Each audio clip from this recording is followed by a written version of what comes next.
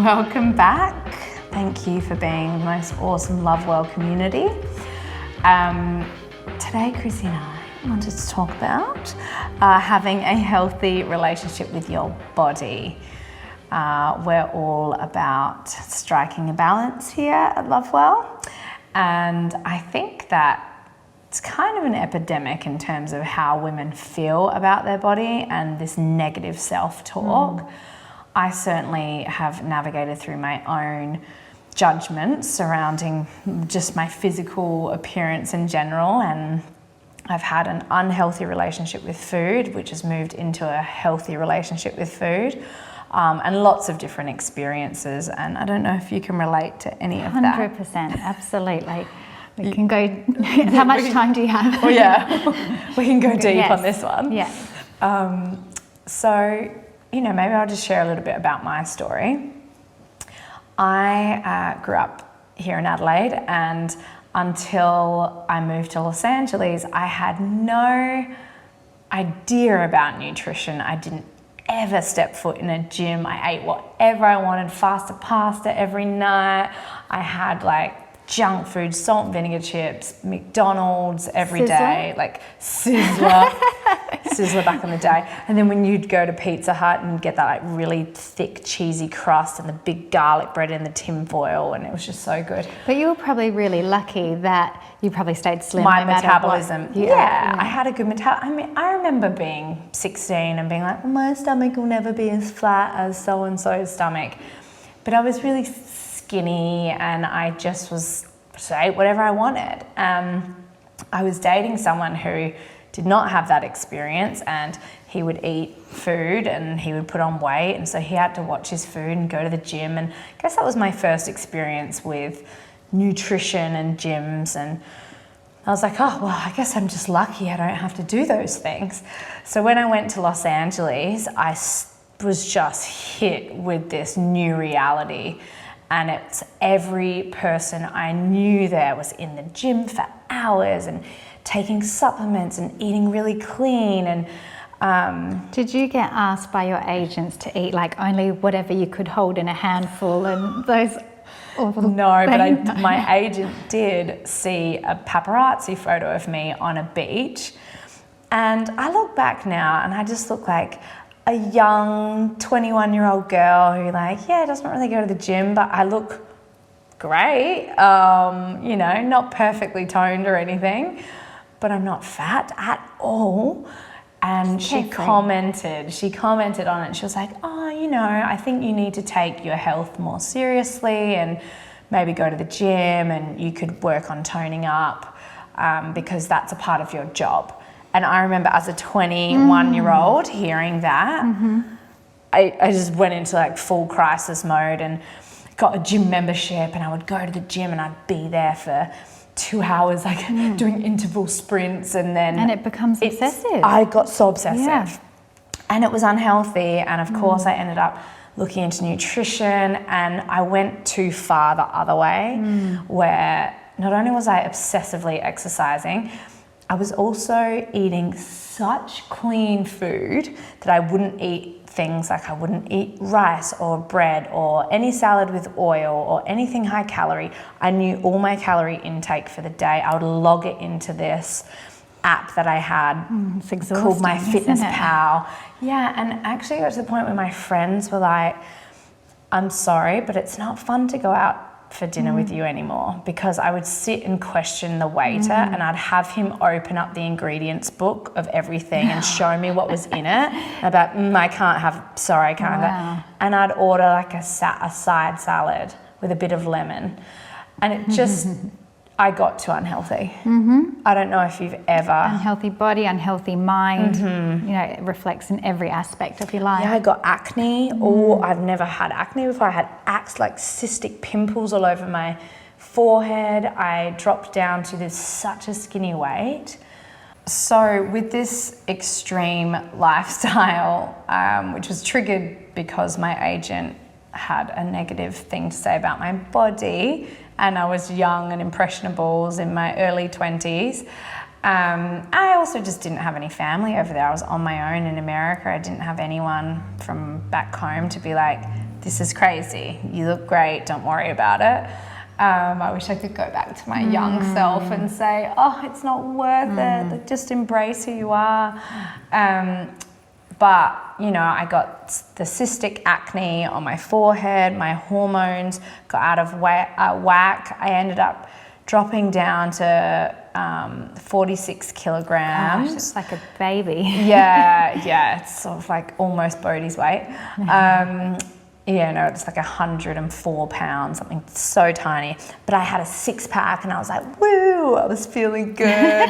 But I also, my reproductive system completely shut down, essentially. I didn't have a period for a year and a half. And so I realized that something wasn't working. And it got to the point where I just really hit rock bottom, and I had this epiphany, and I realized that the fact that I wake up every day and I'm thinking about what I can and can't eat today and how many hours I need to be in the gym, I just realized I was in an unhealthy pattern, and I had to get out of it, and I had to get out of it now. So I just slowly started like incorporating some of the foods that I really missed out on, like bread, which by the way is now my number one thing to eat ever. After chocolate croissants. After chocolate croissants. And I started putting back some weight on. I just got to a healthier place. My period returned, my skin cleared up. And that was my experience. And now I'm in a place where it's all about balance. And yes, I make healthy food choices, but I also have chocolate croissants, and I allow myself to enjoy life and enjoy food. And like Chrissy and I love going out for dinners and lunches and finding those new cool cafes, and we both have a sweet tooth, which we indulge. Definitely. But one thing you said to me recently, because you know, you're really being pregnant, you're really embracing your body. I found it quite hard to accept the changes of my body. You know, yes, you know, there's a baby growing inside you, but I just felt fat and, awful all the time, which again, I got over that.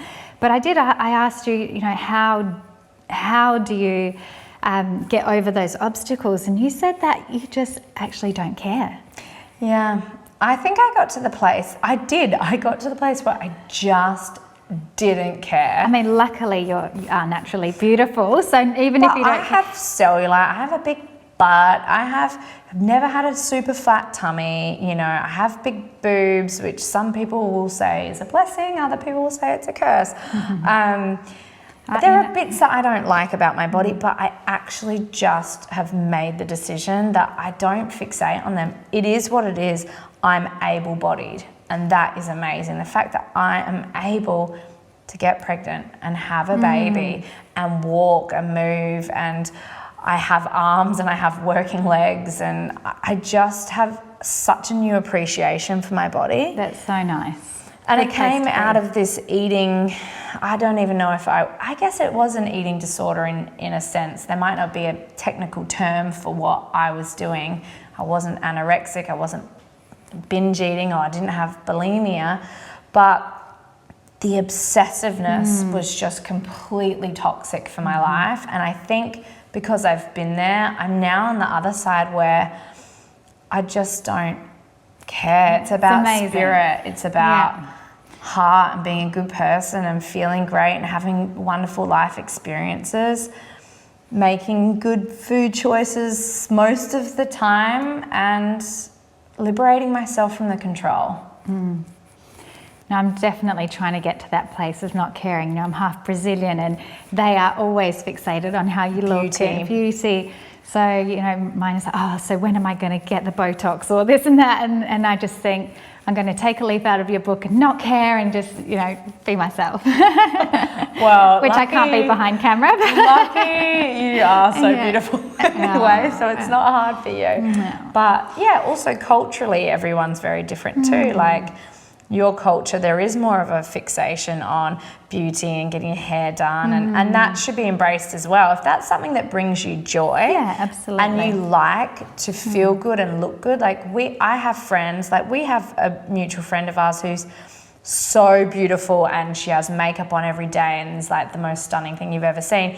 but that makes her feel good. She loves looking like that. She loves getting glamorous. And so it's about tapping into who you are and what works for you. Some people love having more diligence in terms of what they eat and what they take in, and other people like me are looser with it. And you know, even just putting on makeup for today, I was like, oh, I'm gonna put on makeup. So yeah, it is about liberating yourself from the pressure, enjoying life, and just being present, taking one day at a time and embracing who you are and the way you look and all the blessings that you have. I think it also, you know, you're not alone. Like, your story resonates so much with me, and it's very similar to my story, you know, about being obsessive and then losing weight, not getting periods. I struggled to conceive for 2 years. Sorry, there's a fly in your He's just hanging out. I'm attracting the flies. Yeah. Lord of the flies. So one thing that really helped me was faking it until I made it. You know, so I'd look in the mirror every morning, and even though I wasn't looking my best or was, you know, feeling bloated or whatever, I'd say, James, look how slim and healthy I look. You know, and the words that I said, my body followed. So even then I started eating a more balanced diet instead of that obsessive diet, and I lost a lot of weight that I had put on because it was a more balance in my mind, and I tricked my, you know, kickstart my body into that. I believe in that. Yeah. I really believe in that. I think that's such a good point that you touch upon. Actually, when I stopped being so obsessive with food, and I was like, yeah, I'll have a glass of wine, I'll have bread, I'll have fried food. We must smell really amazing. It's the pregnancy pheromones. But when I said yes to some of the things I had not allowed myself to eat for years and years, these guys are like, they're trying to have sex. Legit, the flies are trying to have sex.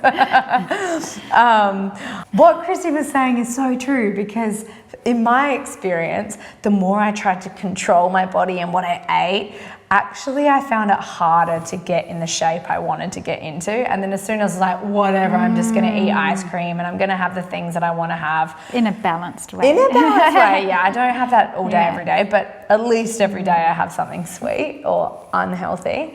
Actually, my body just found its natural rhythm and its natural vibe, and I looked better. Like, I think, and post babies, I've preferred my body so much more as well. I don't know what it is. It's softer. It's definitely like softer, and it's not as toned, and but it's birth babies, and I'm proud of my body now. And even though I have never been so ginormous in my life, it's the biggest I've ever been. You're pregnant, 36 weeks. I know, but you know, for pregnancy, this is the most I've ever put on. I'm also just like, I'm round and I'm full of life, and I have a baby growing in me, and I'm seeing the positives in it. Yeah. Oh, beautiful. And I think, you know, it's important to know as well, I think all women and possibly men, we do feel the same. Like, you're not alone. Yeah. We all have these body image issues, and you know, back in London, you know, we worked in this environment where we had a lot of models come through the door, and even the most beautiful models have the same self-body issues. Oh, they're comparing themselves to each other, and this sometimes more. Yeah, that's right. And how long their leg is or legs are. So it's obsessive. They're one leg. Yeah, they're just one leg. But we all go through it. So it is. Yeah, I hope everyone finds a way to really overcome that and just be happy with yourself and your body. And really stop being in a place of comparison. Don't, you know, Instagram can be great in many ways, but it's also really hard when you see the perfect bikini body, and everyone's putting the best version of themselves out online as well.